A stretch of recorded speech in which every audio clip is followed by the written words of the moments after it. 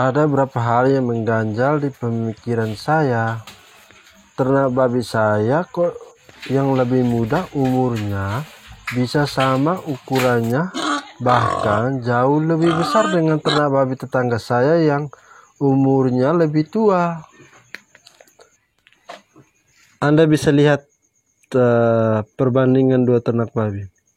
Jadi ternak babi yang ini umurnya itu sekitar 6-7 bulan. Itu baru saya membeli 2 ekor ternak babi yang ini. Lalu saya beli pada saat itu umurnya baru 2 bulan. Lalu saya pelihara. Dan sampai sekarang kondisinya itu ukurannya pun sama. Jadi saya pun bingung. Kok bisa ya? Lalu yang berikut, ternak babi yang satu lagi. Anda lihat. Ini umurnya sekitar 1 tahun lebih. Ini pun lebih duluan dari 2 ekor ternak babi yang saya beli, yang saya pelihara sudah besar. Itu mendahului sekitar 8 bulan. Pokoknya sama dengan yang ini. Nah, lalu kemudian saya pelihara mulai dari bulan 11 tahun 2019 sampai sekarang. Malahan yang lebih besar ternak babi saya yang kemudian. Kenapa begitu? Simak terus. It's not a game, it's a rich thing. Setelah saya coba selidiki, ternyata ada 7 kesalahan peternak babi yang tanpa disadari dilakukan berulang-ulang. Yang pertama, tidak memakai kandang. Bro, begini, ini adalah kesalahan umum yang sering terjadi. Hal yang sangat disepelekan oleh peternak babi pemula maupun yang sudah senior, yaitu penggunaan kandang sebagai tempat tinggal ternak babi. Banyak yang berpikir kandang itu tidak penting dan lebih memilih membiarkan ternaknya tinggal di tempat yang kotor, lumpur, dan berdebu. Mereka menganggap ternak babi hanyalah hewan, jadi tidak perlu diperhatikan. Tanpa disadari bahwa di balik itu ada kerugian-kerugian besar yang akan menimpa. Jadi teman-teman peternak babi, ternak babi akan lambat berkembang. Mereka akan kurus, kerdil, dan rentan terkena penyakit. Jadi selengkap apapun nutrisi yang Anda berikan ke mereka, maka mereka tetap kurus seperti itu. Walaupun Anda sudah berusaha memberi makan sebanyak mungkin, janganlah engkau berharap mereka akan gemuk dengan cepat. Kalaupun gemuk, itu pun pertumbuhannya akan lamban bila dibandingkan dengan ternak babi yang dipelihara di dalam kandang. Anda bisa lihat di video ini. Hal ini karena mereka hidup di daerah kumuh, kotor, jadi otomatis banyak cacing-cacing yang masuk dan memperlambat pertumbuhan ternak. Sama seperti manusia, jika tinggal di daerah kumuh, tidur-tiduran di tanah kan pasti badannya akan kurus, kerempeng, dan tidak akan sehat. Yang kedua, tidak mau berkorban untuk membuat kandang permanen. Nah, ini lagi juga menjadi kesalahan fatal. Banyak yang perhitungan. Mau beli inilah, itulah. Pokoknya macam-macam. Apalagi kalau dengar biaya kerjaan sekamar untuk kandang babi itu bisa sampai 4 atau 5 juta. Pasti pada perhitungan semuanya. Bro, yang kamu kerjain itu buat kamu sendiri, buat investasi masa depan kamu, bukan untuk siapa-siapa. Jadi kalau Anda mau hasilnya banyak, maka jika tanpa dibarengi dengan mau berkorban, pasti bakalan tidak dapat hasilnya seperti itu. Jadi, kandang babi permanen itu sama seperti rumah permanen. Anda tinggal di dalamnya dengan aman, tidak terkena angin, hujan, badai. Pasti kamu bakalan sehat, kan? Kamu tidak pikiran sebentar kalau hujan pasti becek, angin pasti kayunya tumbang, dan lain-lain. Jadi, jika Anda berikan kandang permanen, bakalan ternak babi kamu sehat-sehat. Mereka pasti tidak kedinginan, kepanasan. Pikirannya pun pasti sehat-sehat terus. Dan satu lagi bro, kamu tidak perlu kepikiran mereka akan lari keluar dari kandang. Karena mereka sudah punya tempat tinggal yang kuat dan kokoh, dan otomatis produktivitasnya pun akan lebih bagus. Jadi teman-teman, percayalah padaku, wahai saudara-saudara, pasti hasilnya lebih bagus. Anda bisa lihat saja di video ini. Berbeda antara yang dipelihara di kandang dengan yang di kandang biasa atau yang tidak memakai kandang. Pasti hasilnya lebih bagus itu yang memiliki kandang permanen. Jadi begini teman-teman, Anda harus berinvestasi dengan membuat kandang permanen, lalu lihat hasilnya. Yang ketiga, tidak memiliki tempat pembuangan kotoran babi atau sanitasi yang bagus. Nah, ini lagi juga yang menjadi kesalahan umum yang sering terjadi. Seperti Anda dilihat di video ini. Banyak yang tidak berpikir tentang sanitasi dan pembuangan kotoran babi. Pokoknya yang penting sudah ada kandang. Buang kemana aja kotoran babinya, sanitasinya, pokoknya dialirkan kemana saja. Yang penting sudah ada kandang, maka disiram saja. Mau kotorannya tersiram kemana, tidak peduli. Asal sudah dimandiin ternaknya. Bro, kamu tahu tidak namanya kesehatan lingkungan. Lingkungan yang tidak sehat itu seperti tadi itu akan membuat populasi di dalamnya akan tidak sehat dan rentan terkena penyakit. Mau kamu mandiin ternaknya 1 hari 7 kali pun, kalau kotorannya kamu buang sembarang, sanitasinya, limbah-limbahnya kalian tidak atur dengan baik, maka bakalan ternak babi kamu tidak sehat. Penyakit datang pasti lewat. Bagaimana daya tahan tubuhnya? Bisa kuat kalau dibiarkan tidur berdampingan dengan air limbah dan kotorannya sendiri. Silakan Anda jawab. Yang keempat, jarang membersihkan babi dan kandang babi. Nah, ini juga menjadi penyebab utama. Saya sering bicarakan ini di video di channel ini. Jadi, babi diperlakukan benar-benar seperti hewan, bukan peliharaan.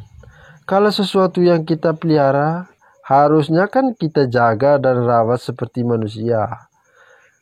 Jadi ternak babi itu kapan sehatnya kalau kamu jarang bersihkan dia? Jarang kamu bersihkan tempat tinggalnya. Jadi ternak babi akan tetap lamban perkembangannya. Dia akan tetap kurus. Kalaupun gemuk pun pertumbuhannya tetap lamban. Jadi begini teman-teman, ternak itu sama seperti manusia. Seperti saya sering ngomong di video itu. di video di channel ini. Mereka itu akan merasa gerah atau panas, dan kadang-kadang mereka malas makan jika tubuhnya panas dan kotor seperti itu. Dan otomatis cacing-cacing itu akan masuk dengan gampangnya, dan mereka akan memperlambat laju pertumbuhan ternak. Anda bisa buktikan di peternakan babi Anda. Coba Anda biarkan 3 atau 4 hari baru Anda mandikan ternak babinya. Apakah dia akan kelihatan segar, bersih, dan sehat? Kalau Anda biarkan hal tersebut berlangsung sampai 5, 6, 7 bulan, perhatikan apa yang akan terjadi. Pasti ternak babinya tidak segar, kerdil, dan lambat pertumbuhannya.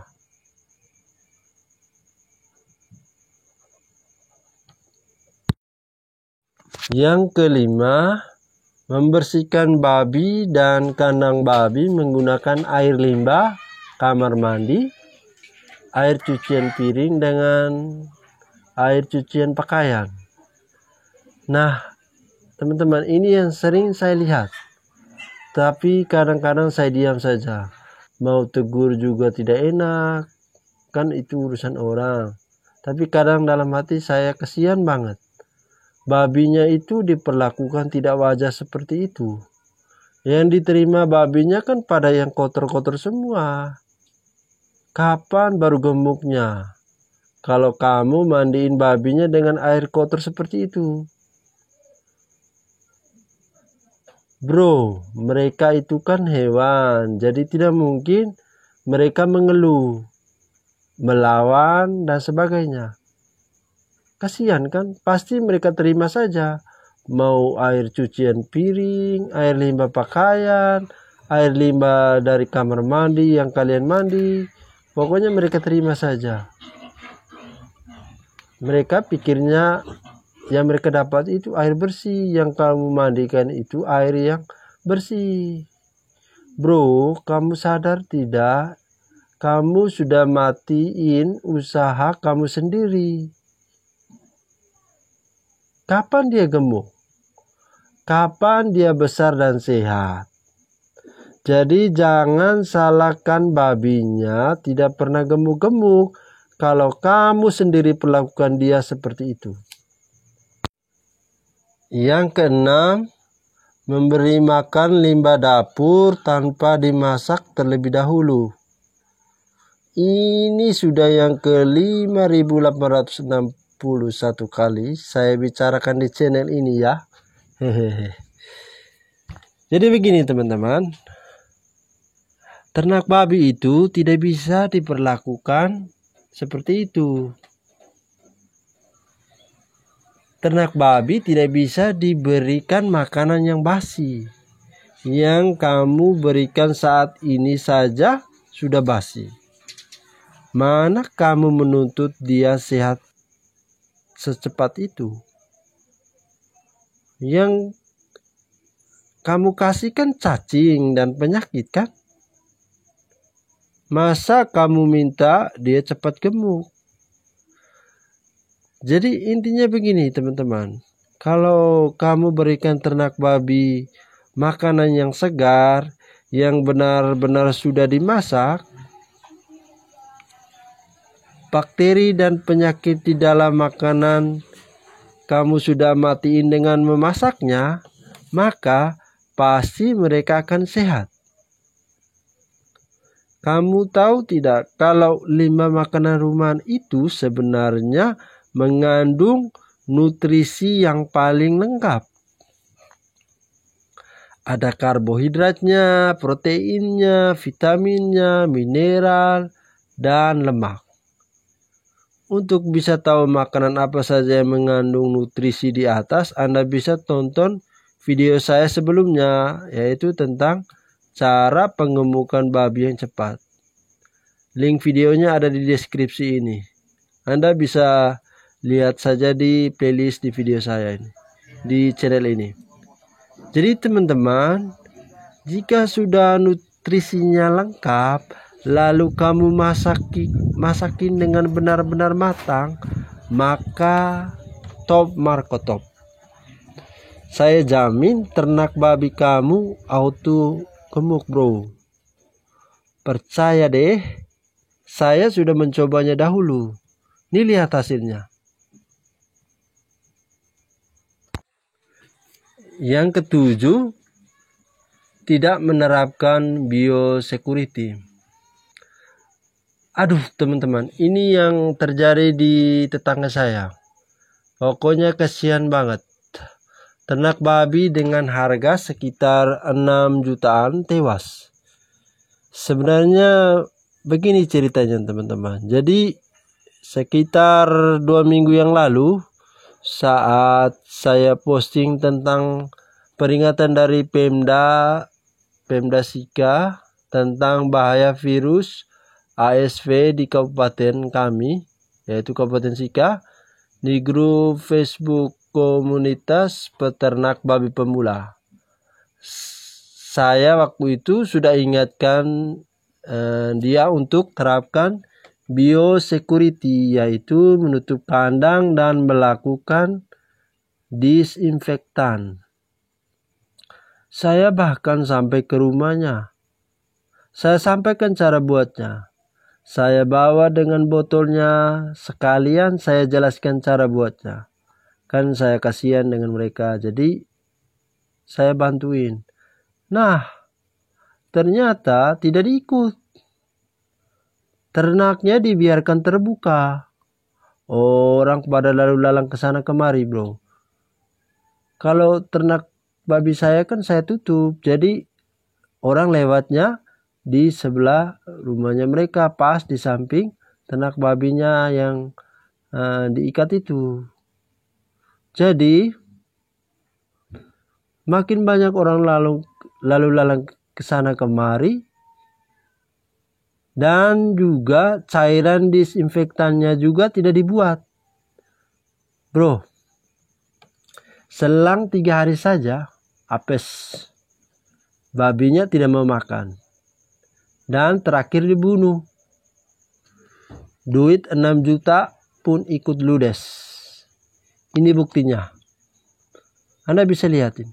Saya ada posting di beranda grup komunitas peternak babi pemula. Jadi teman-teman, sesama peternak babi, lebih baik kita ngikutin saran dari orang lain. Kalau selama itu baik dan buat ternak babi kita sehat, gemuk dan tidak mati, lebih baik ikutin saja, bro. Kan itu buat kita kan, bukan buat orang lain.